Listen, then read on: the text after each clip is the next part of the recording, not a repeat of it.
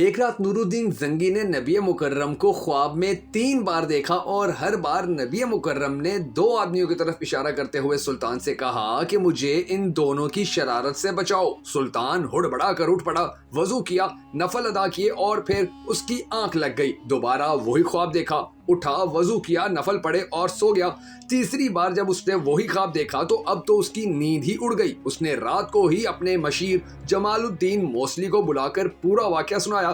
مشیر نے کہا کہ سلطان، یہ خواب 3 بار دیکھنے کے بعد آپ یہاں کیوں بیٹھے ہیں؟ اس کا اب کسی سے ذکر نہ کریں اور فوراً مدینہ روانہ ہو جائیں۔ اگلے روز سلطان نے 20 مخصوص افراد اور بہت سے تحائف کے ساتھ مدینے کے لیے کوچ کیا اور 16ویں دن شام کے وقت وہاں پہنچ گیا۔ سلطان نے روضہ رسول پر حاضری دی اور مسجد نبوی میں بیٹھ گیا۔ اعلان کیا کہ اہل مدینہ مسجد نبوی میں پہنچ جائیں، جہاں سلطان ان میں تحائف تقسیم کرے گا۔ لوگ آتے گئے اور سلطان ہر آنے والے کو باری باری تحفہ دیتا رہا۔ اس دوران وہ ہر شخص کو غور سے دیکھتا رہا، لیکن وہ 2 چہرے نظر نہ آئے جو اسے ایک رات میں 3 بار خواب میں دکھائے گئے تھے۔ سلطان نے حاضرین سے پوچھا کہ کیا مدینے کا ہر شہری مجھ سے مل چکا ہے؟ تو جواب ہاں میں دیا گیا۔ سلطان نے پھر پوچھا، کیا تمہیں یقین ہے کہ ہر شہری مجھ سے مل چکا ہے؟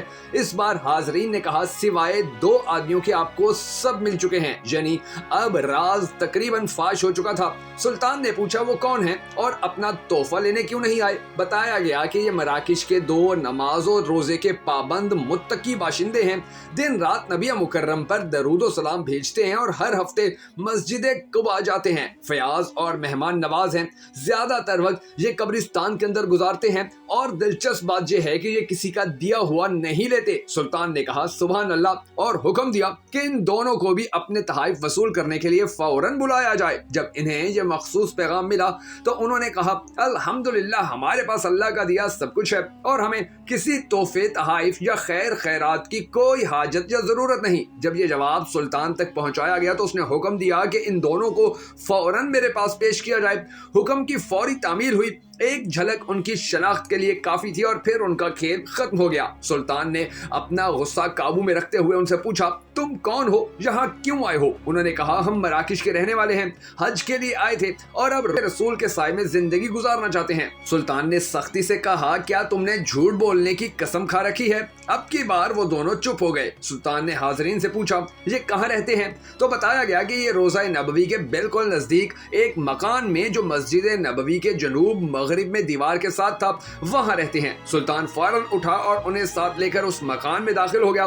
سلطان مکان میں گھومتا پھرتا رہا۔ اچانک نئے اور قیمتی سامان سے بھرے ہوئے اس گھر میں اس کی نظر فرش پر پڑی ہوئی ایک پرانی چٹائی پر پڑی۔ نظر پڑنی تھی کہ دونوں مراکشی باشندوں کی ہوائیاں اڑ گئیں۔ سلطان نے چٹائی اٹھائی، اس کے نیچے ایک تازہ کھودی ہوئی سرنگ پڑی تھی۔ سلطان نے گرج کر پوچھا، کیا اب بھی سچ نہ بولو گے؟ ان کے پاس سچ کے سوا کوئی چارہ نہیں تھا۔ انہوں نے اعتراف کیا کہ وہ عیسائی ہیں اور ان کے حکمران نے انہیں بہت سا پیسہ اور ساز و سامان دے کر حاجیوں کے روپ میں مراکش سے اس منصوبے پر یہاں بھیجا ہے کہ وہ کسی نہ کسی طرح نبی مکرم کا جسد اقدس روضہ مبارک سے نکال کر لے آئیں۔ اس ناپاک منصوبے کی تکمیل کے لیے انہوں نے حج کا بہانہ کیا اور اس کے بعد روضہ رسول سے نزدیک ترین جو مکان کرائے پر مل سکتا تھا وہ لے کر اپنا مذموم کام شروع کر دیا۔ ہر رات وہ سرنگ کھودتے جس کا رخ روضہ مبارک کی طرف ہوتا اور ہر صبح کھودی ہوئی مٹی چمڑے کے تھیلوں میں بھر کر جنت البقیع لے جاتے اور اسے قبروں پر بکھیر دیتے۔ انہوں نے بتایا کہ ان کی ناپاک مہم بالکل آخری مراحل میں تھی